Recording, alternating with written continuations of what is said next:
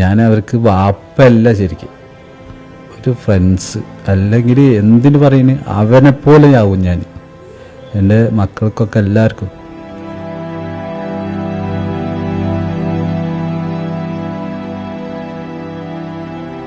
എനിക്ക് എൻ്റെ മോന് അനുവാദം ഇല്ലെങ്കിലും എനിക്കെല്ലാം പോയിന്ന് എനിക്ക് മനസ്സിലായിട്ടുണ്ട്. അവിടെ നിന്നിട്ട് ഒരു പറച്ചിലൊക്കെ ഞാനത് പൊട്ടിച്ച് നോക്കിയപ്പോൾ എല്ലാം എന്നെക്കുറിച്ചാണ്. മിസ് യു ഉപ്പ, ഞാൻ ഒരുപാട് സ്നേഹിക്കുന്നുണ്ട് എന്നൊക്കെ പറഞ്ഞിട്ടുള്ള ഇതൊക്കെയാണ് ഉള്ളത്.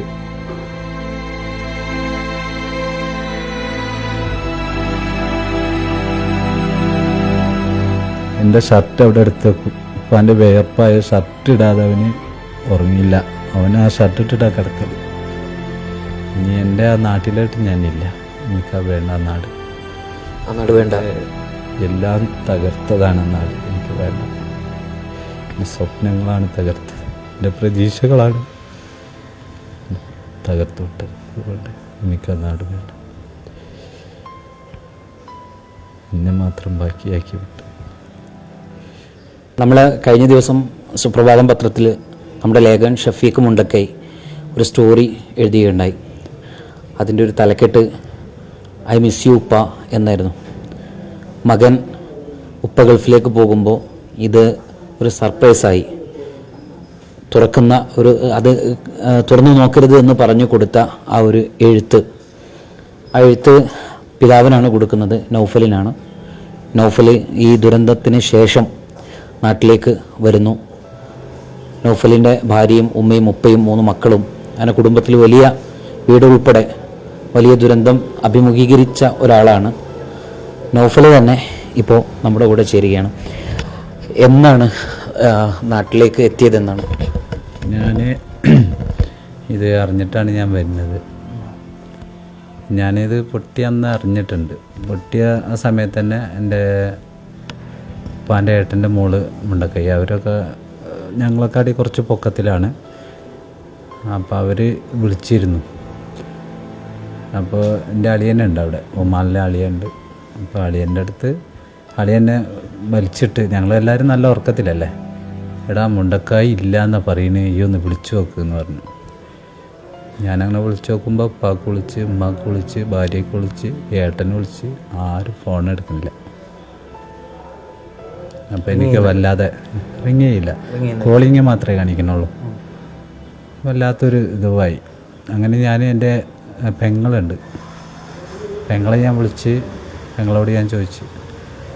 പെങ്ങൾ ഫോണെടുത്തിട്ട് പെങ്ങൾ പറഞ്ഞ് എനിക്ക് അങ്ങോട്ട് എത്തിപ്പെടാൻ പറ്റണില്ല, അങ്ങോട്ട് കാണാൻ പറ്റണില്ല, രാത്രിയല്ലേ.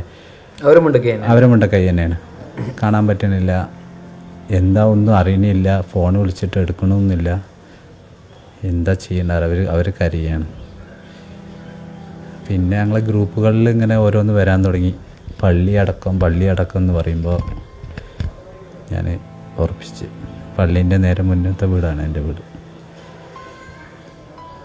അങ്ങനത്തെ ഒരു ഇതായിരുന്നു ഞാൻ അറിഞ്ഞ് ടിക്കറ്റ് എടുത്ത് പറഞ്ഞാൽ ഞാൻ അപ്പം തന്നെ ടിക്കറ്റ് എടുക്കാൻ വിചാരിച്ചു. അപ്പോൾ 12 മണിക്കാണ് ഫ്ലൈറ്റ് ഉള്ളത്. എനിക്ക് ഒരു 360 കിലോമീറ്ററോളം എയർപോർട്ടിലേക്ക് ഓടിയെത്തണം. പിന്നെ എയർപോർട്ടിലോട്ട് കയറാനുള്ള ആ ഒരു സമയമുണ്ടല്ലോ, അപ്പോൾ എന്തായാലും നടക്കില്ല. അങ്ങനെ രാത്രി 12 മണിക്കുള്ള ഫ്ലൈറ്റിൽ കയറി പിറ്റേന്ന് രാവിലെ 10-10:30 ആകുമ്പോഴത്തേനും ഞാൻ ഇവിടെ എത്തി. ആ സൈറ്റിൽ പോയോ? പിന്നെ വീടുന്ന സ്ഥലം ഞാൻ വന്നിട്ട് അങ്ങോട്ടൊന്നും പോയില്ല. ഞാനിങ്ങനെ ബോഡികൾ വരുന്നുണ്ട്, അതങ്ങനെ നോക്കി നിൽക്കും. എത്ര പേര് ഇപ്പോൾ കണ്ട് കിട്ടിയിട്ടുണ്ട്? ഇപ്പം 5 പേരെ കിട്ടിയിട്ടുണ്ട്. ബാപ്പാനി, ഉമ്മാനി, പിന്നെ എൻ്റെ മൂത്ത മകളി, പിന്നെ ഏട്ടൻ്റെ ഭാര്യനി, ചെറിയ മകളെയും കിട്ടി. നിഹാലിനെ കിട്ടിയിട്ടില്ല. എൻ്റെ ചെറിയ മോളെ കിട്ടിയില്ല, ഭാര്യനെ കിട്ടിയില്ല, ഏട്ടനെ കിട്ടിയില്ല, ഏട്ടൻ്റെ 2 മക്കളെ കിട്ടിയില്ല. നിഹാലിൻ്റെ ആ ഒരു ഐ മിസ് യു ഉപ്പ എന്ന് പറഞ്ഞ എഴുത്താണല്ലോ നമ്മളൊക്കെ വായിച്ചത്. എന്താണ് സംഭവം? അത് ഞാൻ ഇവിടുന്ന് ഗൾഫിലോട്ട് പോകുമ്പോൾ, എത്ര വർഷം മുമ്പാണ് പോകുന്നത്? ഞാനൊരു 4 മാസം മുന്നാണ് ഇവിടുന്ന് പോകുന്നത്. മോളെ എവിടെയാണ് വർക്ക് ചെയ്യുന്നത്? എവിടെയാണ്? ഞാൻ ഒമാനിലാണ് വർക്ക്. ഒമാനിൽ ജാലംബുവാലി എന്ന സ്ഥലത്താണ് ഞാൻ വർക്ക് ചെയ്യുന്നത്. എന്താണ് വർക്ക്? അവിടെ കാറ്ററിംഗ് ആണ്, ഈ ഒമാനി ഫുഡ് ഉണ്ടാക്കുന്ന പരിപാടിയാണ്. അപ്പോൾ പോകുമ്പോൾ 4 മാസം മുന്നേ ഞാൻ ഇവിടുന്ന് പോകുമ്പോൾ ഭാര്യ എന്നോട് പറഞ്ഞ് അവനെന്തോ ഒപ്പിക്കുന്നുണ്ട്, അവനെന്തോ കത്ത് എഴുതിക്കണ്, ആരും കാണിച്ചു തരുന്നില്ല, നിങ്ങളെ ബാഗിൽ അവനെന്തോ വെക്കണ് ഞാൻ കണ്ടിട്ടുണ്ടെന്ന് പറഞ്ഞു. അങ്ങനെ ഞാനെന്താക്കി, അത് ബാഗിൽ ചാർജർ ഇടാൻ വേണ്ടിയിട്ട് ഇങ്ങനെ തുറന്നു നോക്കുമ്പോൾ അവൻ അതിലാണ് അത് വെച്ചിട്ടുള്ളത്. അവൻ പറഞ്ഞു വേണ്ട വേണ്ട, ഞാൻ രൂപത്തിലായിരുന്നു അത്? എഴുത്തായിട്ട് ബോക്സ് ആണോ, അങ്ങനെ കവറിലാണ്? ഒരു കവറിലാക്കിയിട്ട്, ഒരു ലെക്കോട്ട് രൂപത്തിലാക്കിയിട്ട് അവൻ നല്ല പശയൊക്കെ തേച്ച് ഒട്ടിച്ച് നല്ല ഇതിൽ തുറക്കാൻ പറ്റാത്ത രീതിയിലുള്ള ഒരിതാണ് ആക്കി വെച്ചിരുന്നു. അവനോട് അവന് പറഞ്ഞ് അതൊക്കെ ഞാൻ വെച്ചോളാം, എന്താ വെക്കണ്ടേ ഞാൻ ബാഗിൽ വെച്ചോളാം എന്നൊക്കെ പറഞ്ഞു. എന്നിട്ട് അവന് മനസ്സിലായി ഞാനത് കണ്ടിട്ടുണ്ട് എന്ന് മനസ്സിലായി. അപ്പോൾ അവൻ പറഞ്ഞു, ഇത് ഞാൻ പറയാതെ ഇപ്പം അത് തുറക്കരുത്, ഞാൻ പറയാതെ അത് തുറക്കാൻ പാടില്ല എന്ന്. ഞാനും എൻ്റെ മോനൊക്കെ പറഞ്ഞാൽ അത്രക്കുള്ള ഇതാണ്. ഞാൻ അവർക്ക് വാപ്പല്ല, ശരിക്കും ഒരു ഫ്രണ്ട്സ്, അല്ലെങ്കിൽ എന്തിനു പറയുന്നു അവനെപ്പോലെ ആവും ഞാൻ എൻ്റെ മക്കൾക്കൊക്കെ എല്ലാവർക്കും. ഞാൻ അങ്ങനെയാണ് അവരുടെ അടുത്ത്. എൻ്റെ അടുത്ത് ഇനിയും അവരെ വീഡിയോകളും കാര്യങ്ങളൊക്കെ ഉണ്ട്. ഞാനതൊന്നും നോക്കിയില്ല. ഞാൻ ഈ വീട്ടിലായതുകൊണ്ടാണ്, ഇവിടെ ആയതുകൊണ്ടാണ് ഞാൻ കുറച്ചും കൂടി ഒരു ഇതിലൊക്കെ നിൽക്കുന്നത്. അവർക്ക് ഞാൻ അങ്ങനെയായിരുന്നു. അപ്പം എൻ്റെ മകന് എന്നോടുള്ള സ്നേഹം ആരും അറിയാതെ പോകരുത് എന്നുള്ള ഇതിലാണ് ഞാനിത് ചെയ്യണത്. ഷഫീഖിന് ഞാൻ കൊടുത്തത്. എപ്പോഴാണ് പിന്നെ പൊട്ടിച്ച് നോക്കിയത്? എപ്പോഴാണ്? ഞാനത് അങ്ങനെ അവിടെ കൊണ്ടുവച്ച്, എൻ്റെ മകന് എന്നോട് അങ്ങനെ ഒരു വാക്ക് പറഞ്ഞല്ലേ, അപ്പം ഞാനത് പൊട്ടിക്കാൻ പാടില്ലല്ലോ ഒരിക്കലും. അപ്പം ഞാനെന്താക്കി, കവറിൽ വെച്ച് അങ്ങനെ ഞാൻ എൻ്റെ പാസ്പോർട്ടും കാര്യങ്ങളൊക്കെ അവിടെ വെച്ച്. പിന്നെ ഇപ്പോൾ ഇത് പൊട്ടിയതിന് ശേഷം ഞാൻ പാസ്പോർട്ട് തരുന്നു. ഞാനങ്ങനെ കൊണ്ടുപോയി, ഞങ്ങളത് അതാണല്ലോ, എല്ലാ സാധനവും കൊണ്ടുപോയി അവിടെ വെച്ചാൽ പിന്നെ അതിലേക്ക് തിരിയില്ലല്ലോ. പിന്നെ പാസ്പോർട്ട് എടുക്കാൻ നേരത്ത് ഒരു കറുത്ത കവറിൽ കീശയിലാക്കിയിട്ടായിരുന്നു വെച്ചിരുന്നത്, ഒരു ബാഗിൽ. അതെടുത്തപ്പോൾ എൻ്റെ കയ്യിൽ ആദ്യം വന്നത് ആ കത്തായിരുന്നു. എനിക്ക് എൻ്റെ മോന് അനുവാദം ഇല്ലെങ്കിലും എനിക്കെല്ലാം പോയിന്ന് എനിക്ക് മനസ്സിലായിട്ടുണ്ട്. അവിടെ നിന്നിട്ട് ഒരു പറച്ചിലൊക്കെ ഞാനത് പൊട്ടിച്ച്, അപ്പോൾ ഇങ്ങോട്ട് വരാൻ നിൽക്കുമ്പോഴാണ് ഞാനത് പൊട്ടിക്കുന്നത്. പൊട്ടിച്ച് നോക്കിയപ്പോൾ എല്ലാം എന്നെക്കുറിച്ചാണ്. മിസ് യു ഫാദി, ഞാൻ ഒരുപാട് സ്നേഹിക്കുന്നുണ്ട് എന്നൊക്കെ പറഞ്ഞിട്ടുള്ള ഇതൊക്കെയാണുള്ളത്. അവന് എൻ്റെ ഷർട്ട് ഇടാതെ രാത്രി എൻ്റെ ഷർട്ട് ഇട്ടിട്ടാണ് അവൻ കിടക്കുക. അവനക്ക് വേറെ ഷർട്ടൊന്നും പറ്റില്ല. എൻ്റെ ഷർട്ട് അവിടെ എടുത്ത് വെക്കും. ഇപ്പം അവൻ്റെ വേർപ്പായ ഷർട്ട് ഇടാതെ അവന് ഉറങ്ങിയില്ല. അവൻ ആ ഷർട്ട് ഇട്ടിട്ടാണ് കിടക്കൽ. അത്രക്കും എൻ്റെ മോനെ എന്നെ സ്നേഹിച്ചിട്ടുണ്ട്. ഞാൻ എൻ്റെ 3 മക്കളെ ഞാൻ നല്ല സ്നേഹിച്ചതാണ്. എൻ്റെ ഭാര്യനെ, ബാപ്പാനി, ഉമ്മാനി. കഴിഞ്ഞ വരവ് വന്നിട്ട് എൻ്റെ ബാപ്പ എനിക്ക് വന്ന് കറക്റ്റാണ്, പടച്ചോനെ എന്നെ അങ്ങോട്ട് ഇറക്കിയ പോലെയായിരുന്നു. ഞാൻ വന്ന് 2 ദിവസം കഴിഞ്ഞപ്പോഴത്തേന് എൻ്റെ ബാപ്പ വീണ്, സ്ട്രോക്കായിട്ട് വീണ്. ബാപ്പ കിടപ്പിലായി. ബാപ്പാനെ ഞാൻ എത്തിക്കൊണ്ടോടത്തേക്കെല്ലാം എത്തിച്ച്, ബാപ്പാനെ നടത്തിച്ച് ബാപ്പ പിന്നെ ഒറ്റക്ക് ഇങ്ങോട്ട് മുണ്ടക്കയിൽ നിന്ന് 15 കിലോ മേപ്പാടിയിലൊക്കെ വരാൻ തുടങ്ങി. എല്ലാം ഒരുവിധമൊക്കെ റെഡി ആയിരുന്നു. ഒരു ഭാഗം കുഴഞ്ഞ് വീണതായിരുന്നു. എന്നിട്ടും വിധി കൊണ്ടുപോയി. വീട് തറവാട് വീടായിരുന്നു? തറവാട് വീടാണ്. മക്കളായിരുന്നു ഞങ്ങൾ 4 മക്കളാണ്. 4 മക്കളായിരുന്നു, 2 പെണ്ണും 2 ആണും. മോൻ്റെ കത്ത് ഇവിടെയുണ്ടോ? കത്ത് ഞാൻ അവിടെ എടുത്ത് വെച്ചിട്ടുണ്ട്.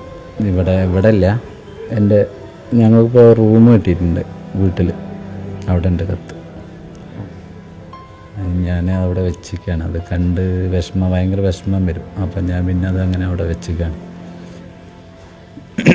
വീട് കിട്ടിയെന്ന് പറഞ്ഞത്? ഇപ്പോൾ വീട് ഞങ്ങൾക്ക് വാടകയ്ക്ക് ഒരു വീട് കിട്ടിയിട്ടുണ്ട്. അപ്പം അതിലാണ് പെങ്ങളും അളിയനും ഒക്കെ അവിടെയാണ്. ഞാനങ്ങോട്ട് പോയിട്ടില്ല, ഞാൻ ആ വീട്ടിൽ താമസമാക്കിയിട്ടില്ല. ഞാൻ ഈ ഇവിടെ ഇങ്ങനെ ഇരിക്കുമ്പോൾ ഒരു ഇതാണ്, സന്തോഷമാണ്. പിന്നെ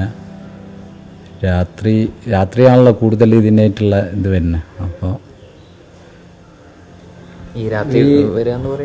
രാത്രി ഈ ആലോചനകളും ഇതൊക്കെ ഇങ്ങനെ വരുമല്ലോ.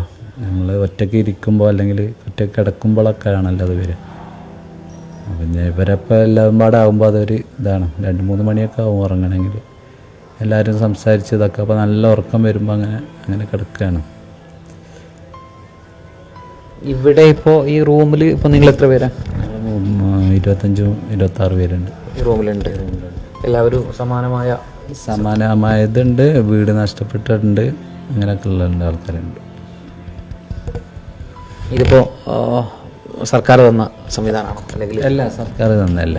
ഞങ്ങൾ ക്യാമ്പിൽ പോയി രജിസ്റ്റർ ചെയ്ത്, അപ്പോൾ അവിടെ ആൾ ഫുള്ളാണ്. അപ്പോൾ അവരെന്നെ പറഞ്ഞിട്ടുണ്ട് ആൾക്കാർക്ക് മാറി താമസിക്കണമെങ്കിൽ താമസിക്കാമെന്ന് പറഞ്ഞിട്ടുണ്ട്. അപ്പോൾ ഞങ്ങളെല്ലാവരും ഒരു ഇതിലാകുമ്പോൾ, ക്യാമ്പിലാകുമ്പോൾ നമ്മളെ എന്താ പറയുക, കരച്ചിലും പിടിച്ചിലും അങ്ങനത്തെ ഇതൊക്കെ അല്ലേ.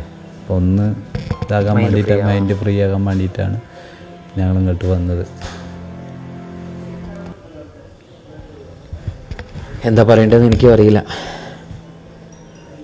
അതൊരു വിദ്യയെന്ന് പറഞ്ഞാൽ നമുക്കിങ്ങനെ ആശ്വസിക്കാം, പിന്നെ എല്ലാം പടച്ചവനോട് പറയാം. അല്ലാതെ നമ്മുടെ മുമ്പിൽ ഒന്നും വഴിയില്ലല്ലോ, നമുക്കാർക്കും ചെയ്യാൻ കഴിയുന്ന ഒന്നല്ലല്ലോ. ചെയ്യാൻ പറ്റില്ല.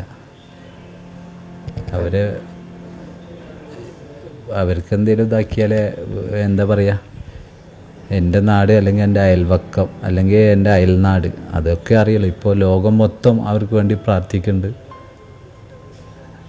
എല്ലാ ഇതും അവരറിയുന്നുണ്ടല്ലോ. അതന്നെ വലിയൊരു തന്നെയാണ്. അവരെല്ലാം എല്ലാവരുടെ ദുആയിലും അവർ പെടുന്നുണ്ടല്ലോ എന്നുള്ളൊരു ആശ്വാസമുണ്ട് എനിക്ക്.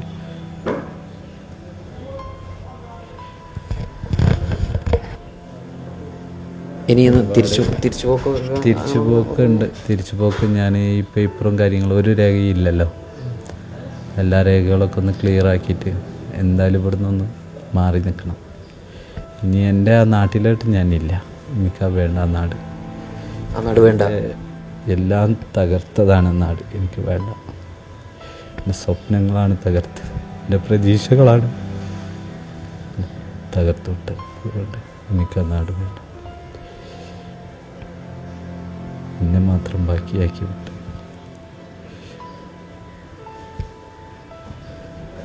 ഓക്കെ.